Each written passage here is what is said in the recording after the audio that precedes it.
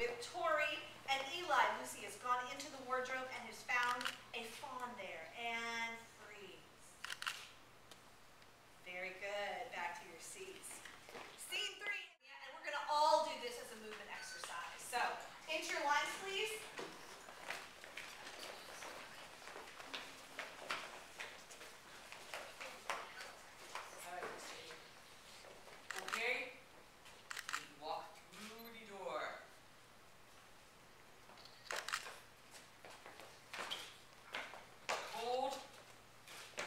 Stumble into snow. And then you feel the ground beneath your feet. It's very cold. And you see a hut. You try to crawl into that hut. Breathe. Very good. Back to your seats.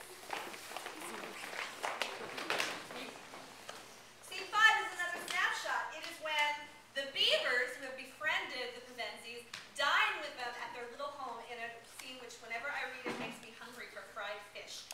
This Christmas returns to Narnia, which is a huge, exciting moment. We know Aslan's work is getting done. So we need Danny is Father Christmas, Peter is Eli, Grace is Susan, and Lucy is Ruth, and they've just been given their gifts from Father Christmas and freeze. Excellent. Very good, guys. That's it. The next scene will actually be Of talking animals and other fantastical creatures. Peter led the way as the 5 travelers marched over to greet Aslan. Peter and the rest bowed deep bows to Aslan. Aslan welcomed them solemnly. The great lion clapped his front paws together, and a great feast was laid for the whole company. Everyone sat down on the grass and began eating and drinking. Then, Lucy and Susan went off with all the other animals, while Aslan beckoned Peter over to him to speak with him. Peter went to Aslan, and Aslan pointed out to him the castle of Caer-Arabal, far on the horizon by the sea, where one day Peter and his brother and sisters would reign as kings and queens. Suddenly, Peter heard a loud noise. It was his sister Susan's horn.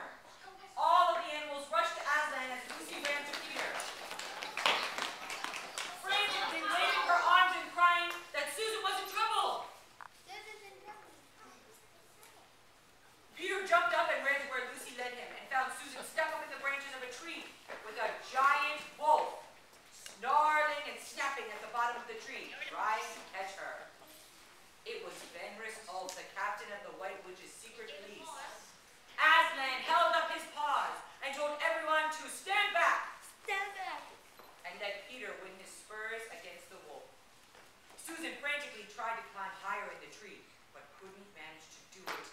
The wolf jumped at her and snapped its jaws, trying to bite on her ankle. Susan was so frightened she began to faint, which meant she could fall out of the tree to where the wolf was waiting for her. Peter didn't feel very brave, and in fact, felt sick to his stomach. But he knew he had to act fast. He drew his sword, rushed straight up to the monster, and aimed a slash of the sword at its side. The sword missed, and the wolf turned scared.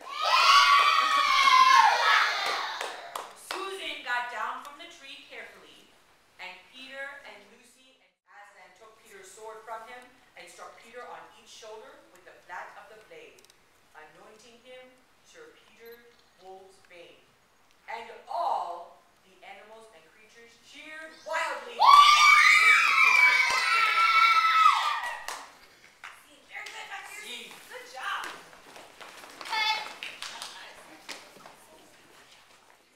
The witch and Aslan negotiate over the traitor Edmund.